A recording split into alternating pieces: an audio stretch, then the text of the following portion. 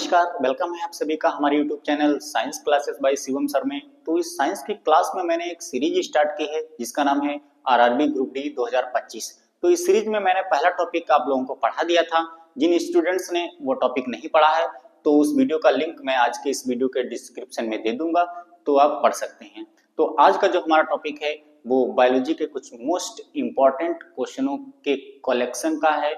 तो मैं आज उस कलेक्शन को लेकर के आया हूं जिसमें बायोलॉजी के बहुत ही मोस्ट इंपॉर्टेंट क्वेश्चंस हैं आपके आने वाले एग्जाम में किस तरीके से क्वेश्चन पूछे जाएंगे। तो आज मैं डिटेल में आपको बताऊंगा कि कैसे क्वेश्चन पूछे जाएंगे, कैसे आप उनको आंसर देंगे।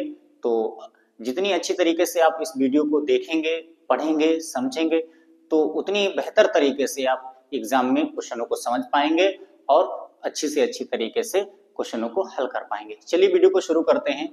तो स्टूडेंट्स, पहला क्वेश्चन है हमारा, अलेक्जेंडर फ्लेमिंग किसकी खोज के लिए सुप्रसिद्ध हैं? तो मैं आप लोगों को बता दूं कि अलेक्जेंडर फ्लेमिंग ने सन 1928 में एक कवक है जिसका नाम है पेनिसिलियम नोटेटम, इससे उन्होंने पेनिसिलिन नामक की पहली औषधि तैयार की थी जिसके लिए सुप्रसिद्ध है।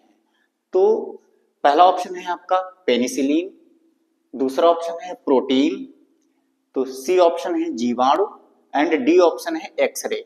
तो आपका सही जवाब होगा ऑप्शन ए यानी पेनिसिलिन। नेक्स्ट क्वेश्चन है हमारा क्वेश्चन नंबर 2 कि बालिका यानी गर्ल के पास अपनी कोशिकाओं में गुणसूत्रों के निम्नलिखित संयोजन हैं। तो इसमें आप लोगों को यह बताना है कि एक लड़की यानी बालिका के पास जो गुणसूत्र होते हैं वो कितने हैं।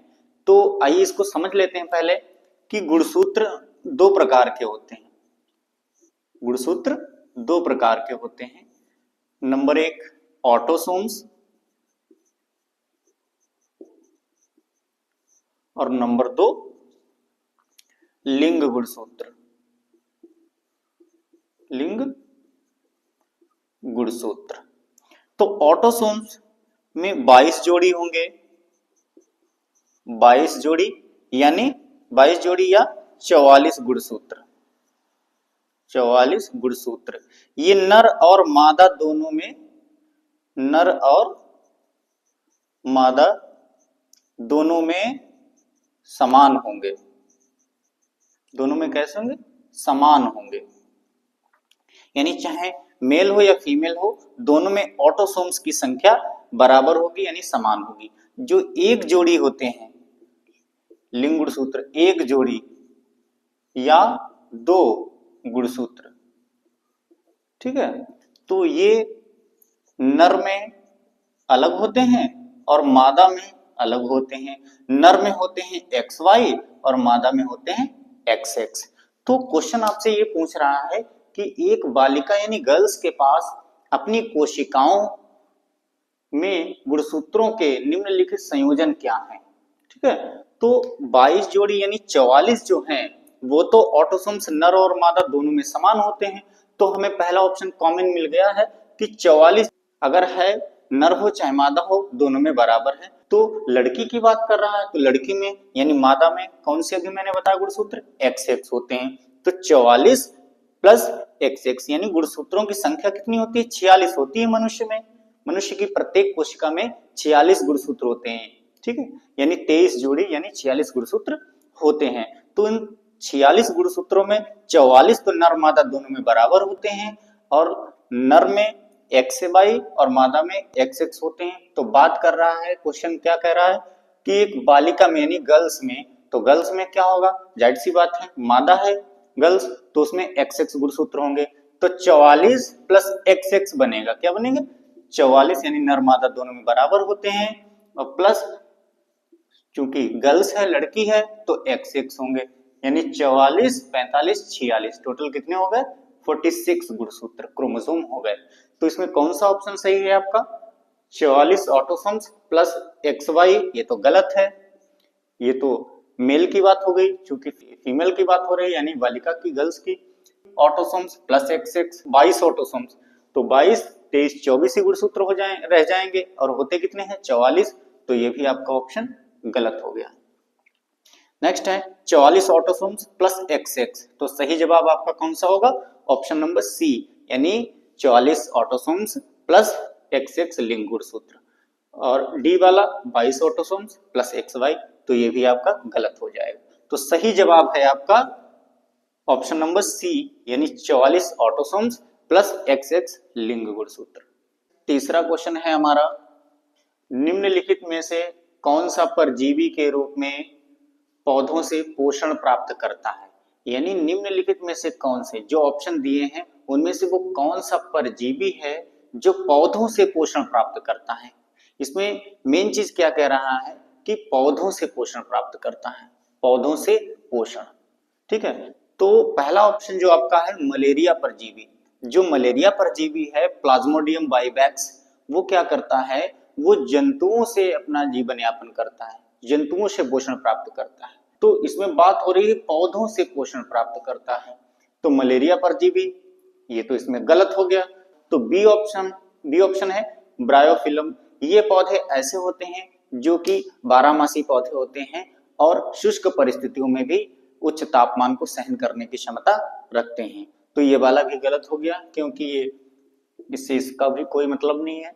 नेक्स्ट है जू। जू जो हमारे सिर में जो जू पाए जाते हैं, तो वो है तो परजीवी, लेकिन वो जंतुओं से पोषण प्राप्त करते हैं, तो ये भी आपका गलत हो गया है।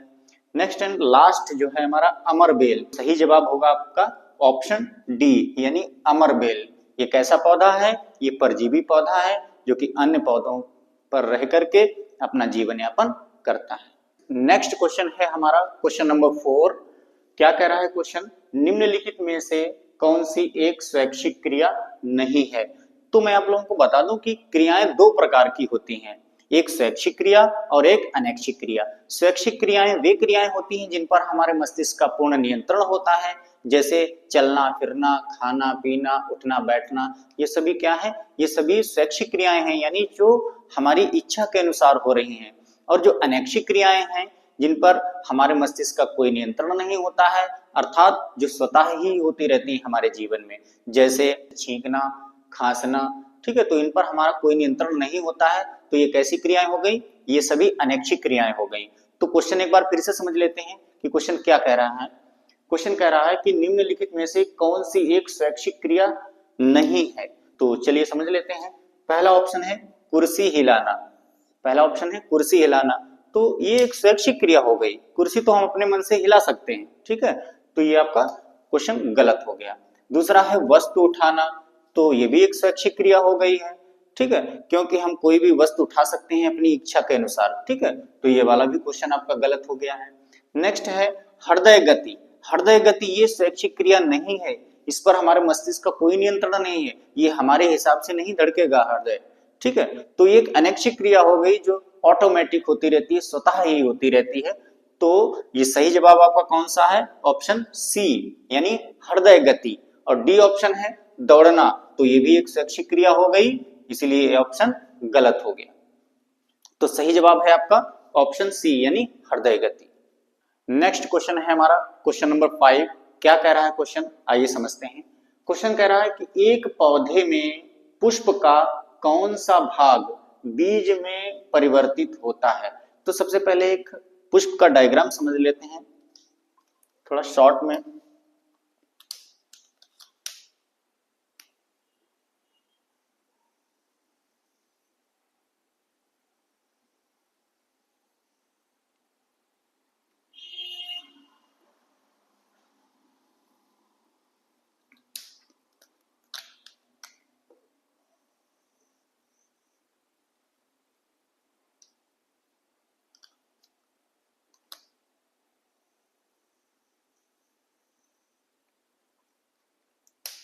तो मैंने इधर एक पार्ट बना दिया है इसका, और इसके भीतर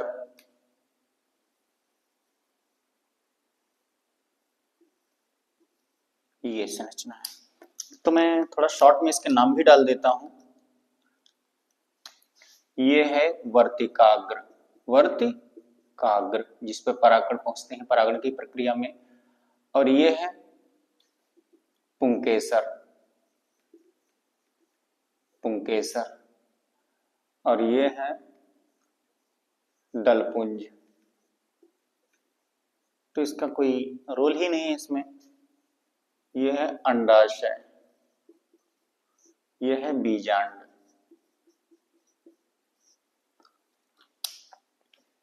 ठीक है, तो क्वेश्चन कह रहा है कि एक पौधे में पुष्प का कौन सा भाग बीज में परिवर्तित होता है। देखिए, जब निषेचन हो जाता है तो निषेचन की प्रक्रिया के बाद जो पुष्प में क्या क्या परिवर्तन होता है, तो अगर हम बात करते हैं वर्तिकाग्र, तो पहला वाला है आपका ऑप्शन वर्तिकाग्र। तो वर्तिकाग्र कहां पर होता है, ये है वर्तिकाग्र। तो वर्तिकाग्र क्या होगा, निषेचन के बाद में सूखकर गिर जाएगा, तो इसका भी कोई रोल नहीं है। दूसरा वाला ऑप्शन है अंडाशय। अंडाशय क्या होता है, निषेचन की प्रक्रिया के बाद जो अंडाशय है वो फल में बदल जाता है और जो बीजांड है वो बीज में बदल जाता है। ठीक है, तो अंडाशय ये तो फल में बदलेगा, तो इसका भी कोई रोल नहीं है। क्वेश्चन कह रहा है कि पुष्प का कौन सा भाग बीज में परिवर्तित होगा। ठीक है, तो अंडाशय तो फल बनाता है, और वर्तिका, ये वाली जो वर्तिका है इसका नाम है वर्तिका।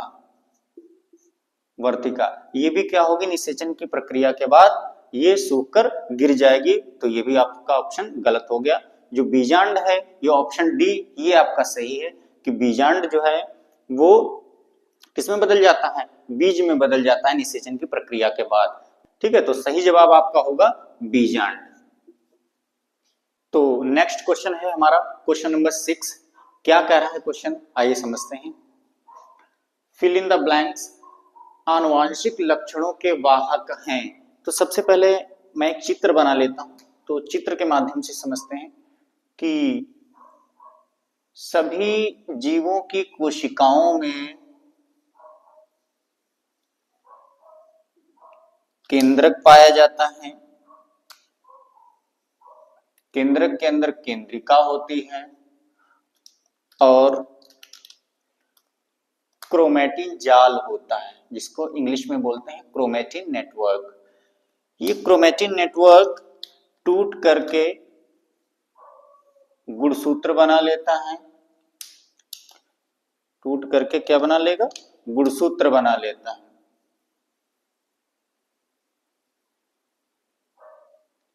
गुणसूत्र बना लेता है। गुणसूत्र के ऊपर एक रैखिक क्रम में गुणसूत्रों के ऊपर रैखिक क्रम में जीन लगे रहते हैं। क्या लगे रहते हैं, जीन लगे रहते हैं। इनको हम क्या बोलेंगे, जीन। यह एक कोशिका है, ये केंद्रक है, और ये क्रोमैटिन जाल है। क्रोमैटिन जाल क्या बना लेता है, गुणसूत्र बना लेता है। गुणसूत्र टूट के गुणसूत्र बना लेता है। गुणसूत्रों पर जो है एक रैखिक क्रम में जीन पाए जाते हैं। जीन क्या होते हैं, आनुवांशिक लक्षणों के वाहक होते हैं, जो कि माता पिता के लक्षणों को पीढ़ी दर पीढ़ी उनकी संतानों में पहुंचाते हैं। तो पहला ऑप्शन है रोगाणु कोशिका। रोगाणु कोशिका क्या होती है, बाहर से आने वाली वह कोशिका जो हमारे शरीर में रोग उत्पन्न करती है, यानी रोग पैदा करती है। तो ये वाला तो ऑप्शन गलत हो गया। दूसरा है अनुवांशिकी। अनुवांशिकी कोई वाहक नहीं है, अनुवांशिक एक ब्रांच है बायोलॉजी की, जिसमें अनुवांशिक लक्षणों और उसकी वंशागति का अध्ययन किया जाता है। तो अनुवांशिकी का भी इसमें कोई रोल नहीं है, ये भी आपका ऑप्शन गलत हो गया। तो नेक्स्ट ऑप्शन है सी। सी ऑप्शन में कह रहा है युग्मक। तो मैं आपको बता दूं युग्मक क्या होते हैं। युग्मक दो प्रकार के होते हैं, एक तो नर युग्मक और एक मादा युग्मक। नर युग्मक में शुक्राणु होगा और मादा युग्मक में अंडाणु होगा। तो ये तो नर युग्मक, ये भी इसका भी कोई रोल नहीं है इसमें, तो ये वाला भी ऑप्शन गलत है। तो जो चौथा ऑप्शन है आपका डी, तो ये जीन। तो जीन क्या होते हैं, ये वाला ऑप्शन आपका सही होगा। जीन जो कि गुणसूत्रों पर एक रैखिक क्रम में लगे रहते हैं, जो गुणसूत्रों के माध्यम से माता पिता के लक्षणों को पीढ़ी दर पीढ़ी उनकी संतानों में पहुंचाते हैं। देखिए कोशिकाओं में होता है डीएनए, और डीएनए ही टूट करके गुणसूत्र बनाता है, और गुणसूत्रों पर ही रैखिक क्रम में जीन लगे रहते हैं। जीन का प्रमुख कार्य होता है आनुवांशिक लक्षणों को, यानी माता पिता के आनुवांशिक लक्षणों को पीढ़ी दर पीढ़ी उनकी संतानों में पहुंचाना होता है। तो आपका ऑप्शन डी वाला ऑप्शन सही है, यानी जीन। तो नेक्स्ट क्वेश्चन है हमारा क्वेश्चन नंबर 7। तो क्या कह रहा है क्वेश्चन, आइए समझते हैं। क्वेश्चन कह रहा है कि कार्बोहाइड्रेट, प्रोटीन और वसा का पूर्ण पाचन कहाँ होता है। यानी हमारे शरीर में कार्बोहाइड्रेट, प्रोटीन और वसा का जो पूर्ण पाचन है वो कहाँ हो रहा है। तो आइए समझते हैं कि पहला ऑप्शन है ग्रसिका। ग्रसिका का मतलब होता है भोजन नली, यानी भोजन नली का काम होता है हमारे निवाले को, मुख से जो हम निवाला ग्रहण करते हैं उसको भोजन नली आमाशय तक पहुंचाती है। तो ये काम हो गया ग्रसिका का। तो ये तो गलत ऑप्शन हो गया क्योंकि ग्रसिका का कोई रोल ही नहीं है इसमें। तो दूसरा ऑप्शन है आमाशय, यानी पेट। आमाशय में भी ये तीनों का पाचन पूर्ण रूप से नहीं होता है, तो ये वाला भी आपका ऑप्शन गलत हो गया।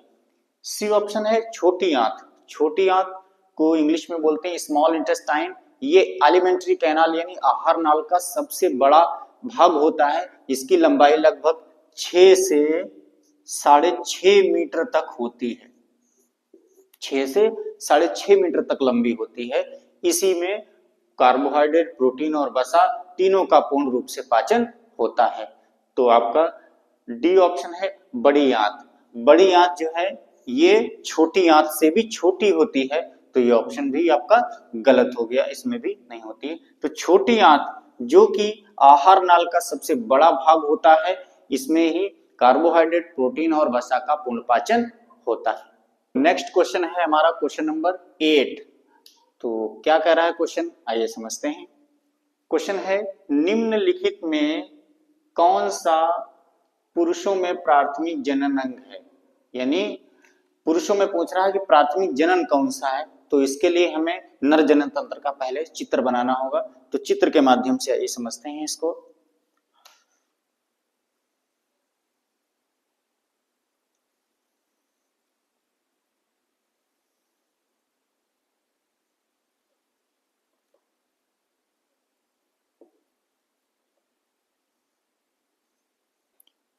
यहां से शुक्र वाहिनी निकलती है जो कि मूत्राशय के ऊपर से निकल के शुक्राशय में प्रवेश कर जाती है। तो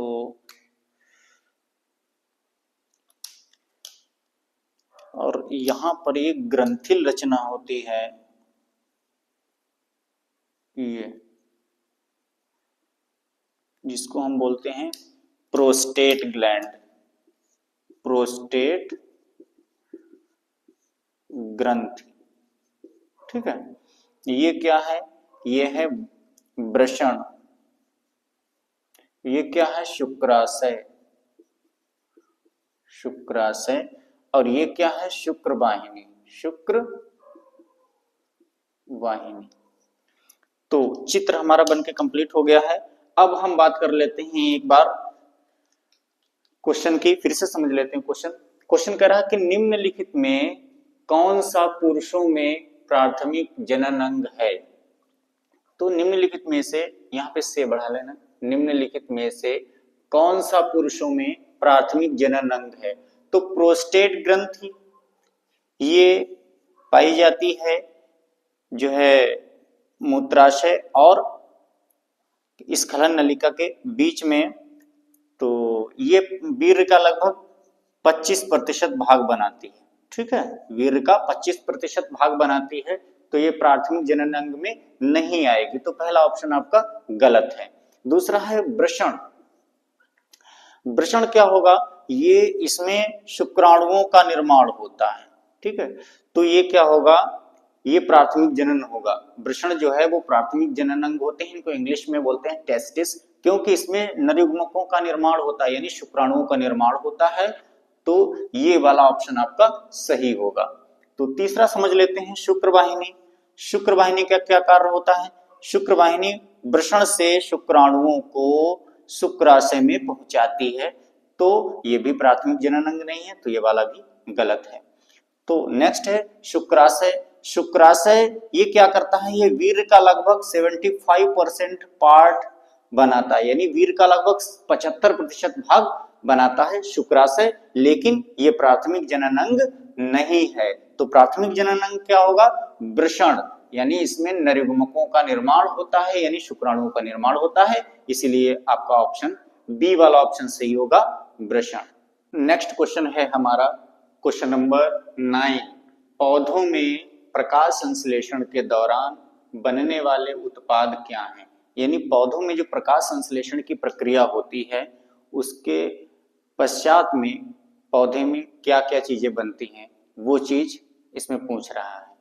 तो आइए समझते हैं। पहले तो एक छोटा सा चित्र बना लेते हैं प्रकाश संश्लेषण वाला। जैसे ही मान लीजिए ये कोई पौधा है, ठीक है, ये कोई पौधा है, इसमें पुष्प लगे हुए हैं, तो इसमें जब सूर्य का प्रकाश पड़ता है पौधों पर,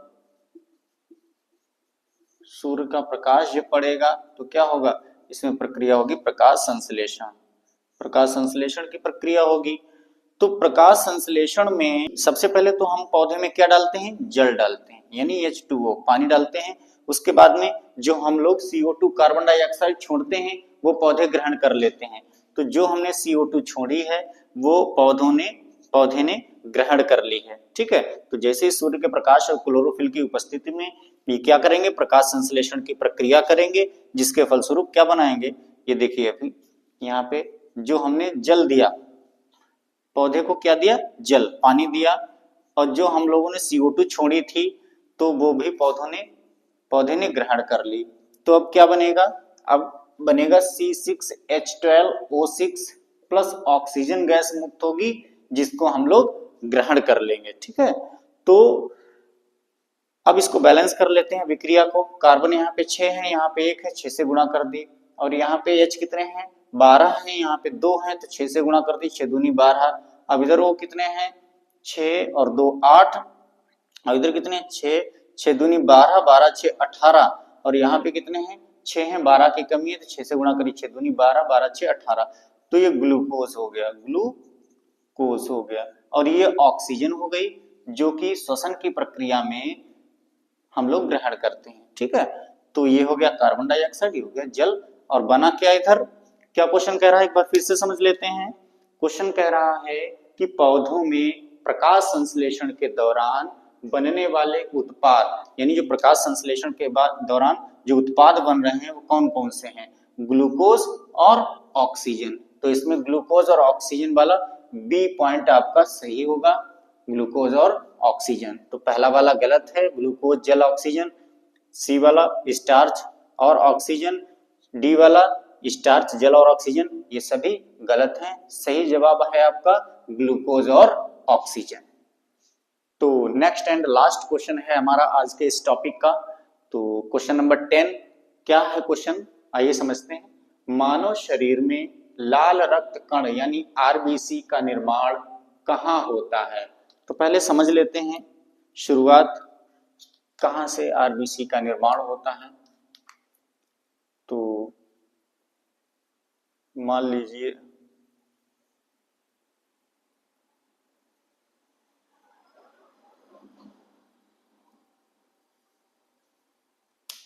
ये पैर है,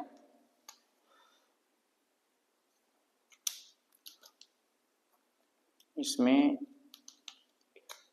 ये फीमर हड्डी है। आप लोगों को पता है कि हमारे शरीर की सबसे बड़ी हड्डी फीमर होती है, और उसके बाद में यहाँ पर एक और हड्डी होती है, इसका नाम होता है टिबिया एंड फिबुला। एक टिबिया होती है और दूसरी वाली कौन सी होती है, फिबुला, ठीक है। तो ऊपर एक कटोरी होती है जिसका नाम होता है, क्या नाम होता है, पटेला, ये पटेला। तो बोन मैरो अस्थि मज्जा, अस्थि के अंदर एक काला चूर्ण जैसा भरा होता है जिसको बोलते हैं अस्थि मज्जा। क्या बोलते हैं? अस्थि मज्जा। ये हड्डी के अंदर एक काला चूर्ण जैसा भरा रहता है जिसको बोलते हैं अस्थि मज्जा। ये है अस्थि यानी बोन यानी हड्डी, और इसमें जो काला काला भरा रहता है चूर्ण जैसा, ये है अस्थि मज्जा। अस्थि मज्जा यानी बोन मैरो। ठीक है, तो क्वेश्चन क्या कह रहा है आपका, मानव शरीर में लाल रक्त कण यानी आरबीसी का निर्माण कहाँ होता है? तो पहला ऑप्शन है तिल्ली। तिल्ली का मतलब होता है, इसको दूसरा नाम है इसका हिंदी में प्लीहा। तिल्ली और प्लीहा, तो इंग्लिश में इसका नाम है स्प्लीन। तो मैंने पाचन तंत्र में आप लोगों को पढ़ाया था कि जो आमाशय होता है, आमाशय के ठीक ऊपर एक संरचना होती है जिसका नाम होता है प्लीहा या तिल्ली या स्प्लीन। ठीक है, तो ये तो ऑप्शन आपका गलत हो गया, इसका कोई मतलब नहीं है। ठीक है, दूसरा है हृदय। हृदय का भी इसमें कोई रोल नहीं है। ठीक है, आरबीसी हृदय में भी नहीं बनती हैं। तीसरा ऑप्शन है अस्थि मज्जा यानी बोन मैरो, तो सही जवाब होगा आपका अस्थि मज्जा यानी बोन मैरो। डी ऑप्शन यकृत, यकृत का भी इसमें कोई रोल नहीं है, तो आपका ऑप्शन सही होगा ऑप्शन नंबर सी, अस्थि मज्जा यानी बोन मैरो में आरबीसी का निर्माण होता है। उम्मीद करता हूं आज की वीडियो आपको अच्छे से समझ में आई होगी। फिर मिलते हैं एक नई वीडियो के साथ, तब तक के लिए have a good day. Thanks for watching science classes.